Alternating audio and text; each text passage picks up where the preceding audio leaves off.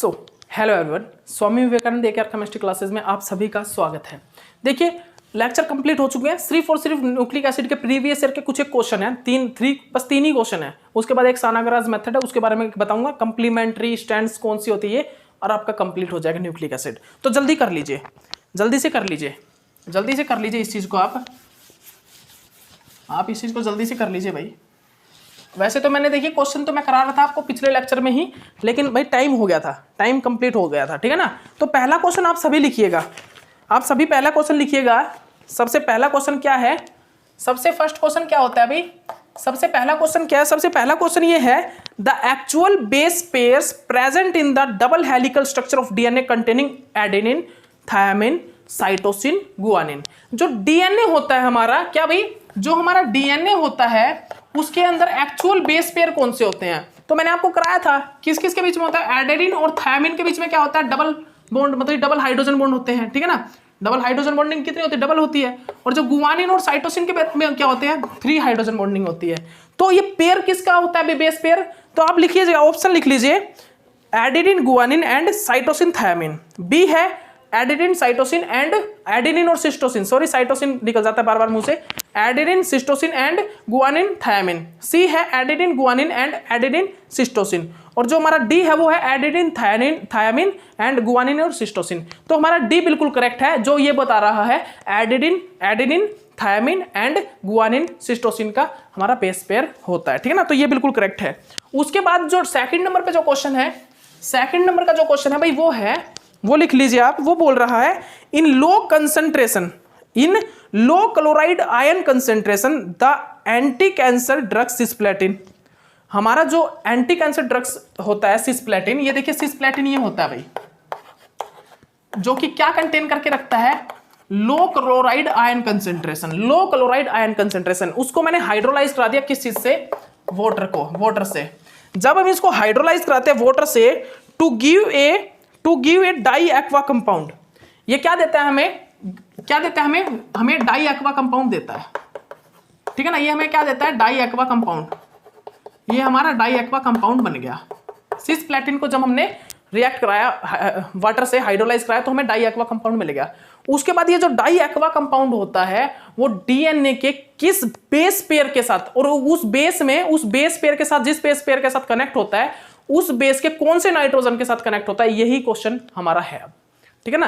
तो सुनिए, मैंने आपको बायो इनऑर्गेनिक केमिस्ट्री तो उसमें कराया था।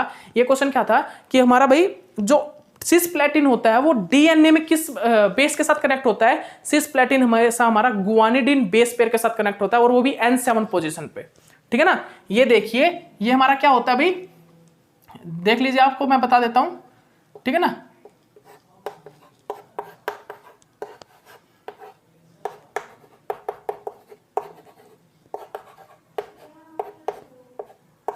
ठीक है ना, ये देखिए, ये कौन सा है, N7 पोजीशन, ये कौन सा है, N9 पोजीशन।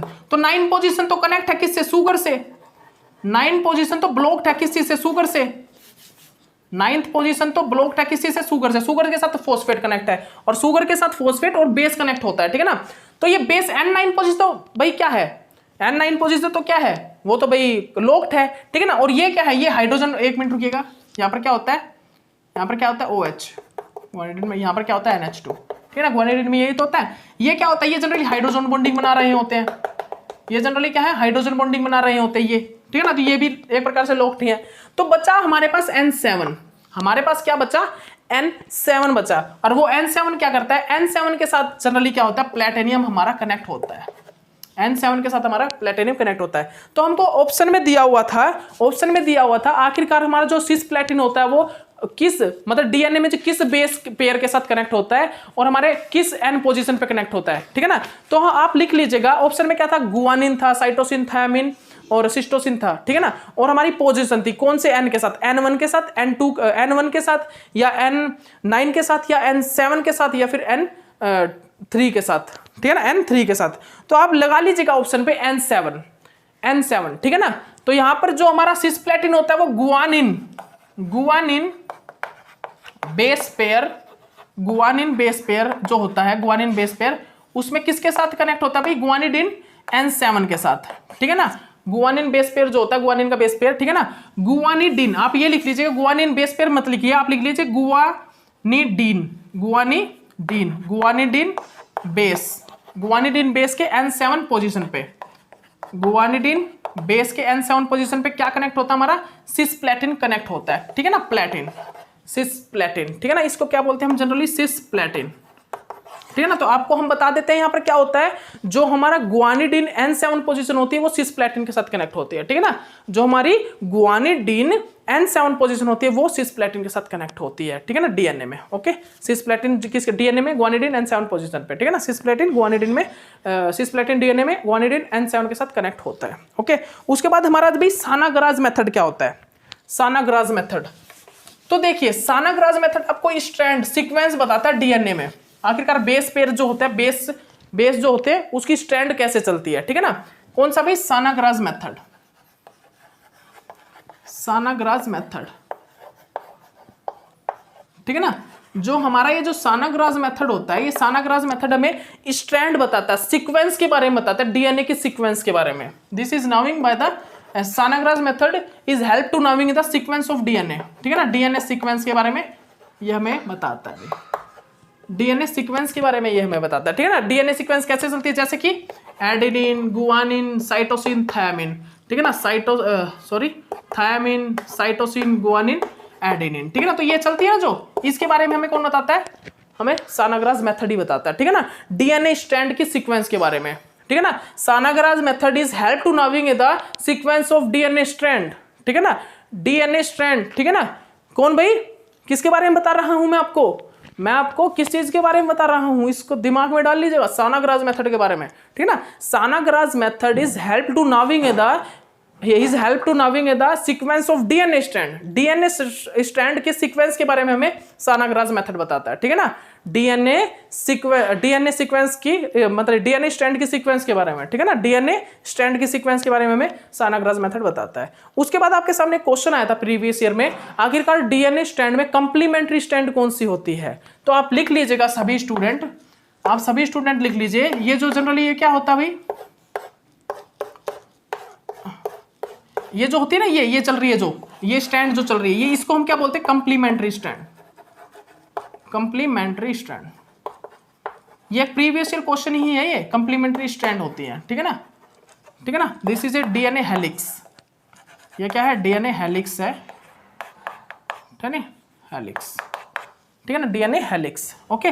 तो हम बात करें तो ये जो स्ट्रैंड चल रही है किस चीज की है, इसको हम क्या बोलते हैं, कंप्लीमेंट्री स्ट्रैंड, ठीक है ना, तो हम अगर बात करें कंप्लीमेंट्री स्ट्रैंड कौन सी होती है, तो आप बता सकते हो ये जो स्ट्रैंड है ना, ये चल रही है, ये क्या कंप्लीमेंट्री स्ट्रैंड होती है, अगर क्वेश्चन इस टाइप का आ जाए तो आप बता सकते हो ये क्या होती है भाई, ये जनरली इसको क्या बोलते हैं हम, कंप्लीमेंट्री स्ट्रैंड, ओके।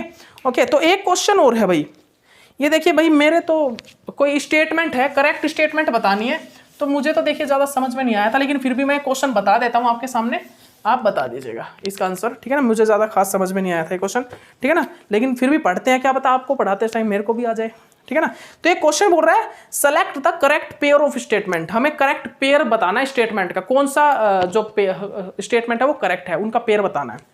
तो देखिएगा, complementary strand run anti parallel in A double strand DNA, ये बोल रहा है जो भाई कंप्लीमेंट्री स्ट्रैंड होती है, कंप्लीमेंट्री स्ट्रैंड, ठीक है ना, कंप्लीमेंट्री स्ट्रैंड कौन सी होती है, एडेनिन, गुआनिन, साइटोसिन, थायमिन, ठीक है ना, यही होती है, ये जो स्ट्रैंड है कंप्लीमेंट्री स्ट्रैंड होती है। ये बोल रहा है complementary strand run anti parallel in A double strand DNA, क्या ऐसा होता है, एंटी पैरेलल चलती है भाई, पैरेलल ही चलती है वो, तो एंटी पैरेलल क्या होंगी, ये देखिए ये डीएनए स्ट्रैंड है, क्या भाई ऐसे चल रही है, ऐसे चल रही है स्ट्रैंड, पैरेलल चल रही है, कंप्लीमेंट्री स्ट्रैंड तो ऐसे चल रही है, adenine, guanine, cytosine, thymine, cytosine, guanine और एडेनिन, तो वो तो पैरेलल में चल रही है, एक प्रकार से पैरेलल में चल रही है क्या, या एंटी पैरेलल चल रही है, एक दूसरे के एंटी पैरेलल चल रही है या पैरेलल चल रही है, परपेंडिकुलर चल रही है, बताइए, आप बताइए। ये बोल रहा है complementary strands run anti parallel in A double strand DNA, anti parallel है या पैरेलल है, बताइए, आप बताइए।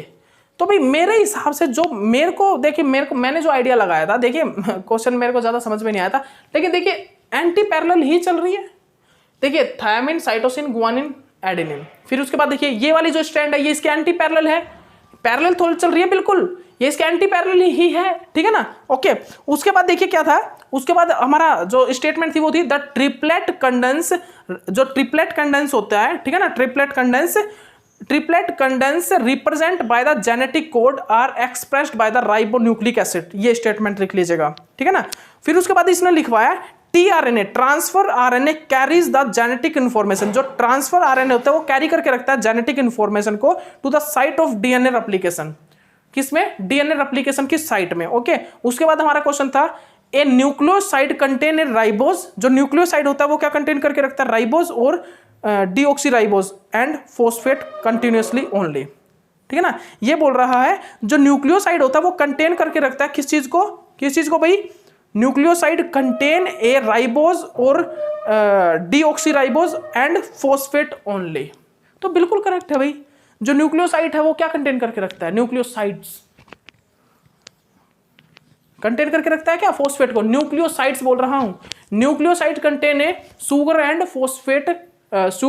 Phosphate group only. No, nucleosides जो होता है वो सुगर और बेस को कंटेन करके रखता है, ये चीज तो आपको पता ही है, ठीक है ना। तो ये चीज तो भाई आप सभी को पता ही है कि जो न्यूक्लियोसाइड्स होता है वो कंटेन करके रखता है राइबोज और डीऑक्सीराइबोज, और हमारा फोस्फेट को नहीं, बेस को कंटेन करके रखता है। तो फोर्थ वाली डेफिनेशन है वो तो गलत हो गई, फोर्थ वाली डेफिनेशन तो करेक्ट नहीं होगी, ठीक है ना। तो वो फोर्थ वाला जिसमें पेयर है वो गलत हो गया। तो हमारे फोर्थ पेयर किस किस में दिखा देता हूं मैं आपको। पहला जो ऑप्शन है वो क्या है, फर्स्ट एंड सेकंड, ठीक है ना। बी क्या है, बी में ये बोल रहा है सेकंड एंड थर्ड, सी में ये बोल रहा है थर्ड एंड फोर्थ, डी में ये बोल रहा है फर्स्ट एंड फोर्थ, ठीक है ना।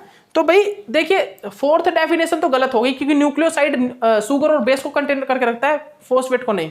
तो भाई हमारा 50% तो क्वेश्चन सोल्व हो गया, ये तो नहीं होगा। अब इन दोनों में से होगा, इन दोनों में से कुछ आंसर होगा, सेकंड और थर्ड या फिर फर्स्ट और सेकंड। तो आप एक चीज देखिए, फर्स्ट और थर्ड में से कौन सी डेफिनेशन करेक्ट है, फर्स्ट और थर्ड में से कौन सी डेफिनेशन करेक्ट है, बिकॉज इन दोनों में तो है ही सेकंड इन दोनों में, फर्स्ट और थर्ड में से देखिए, पढ़िए एक मिनट आप।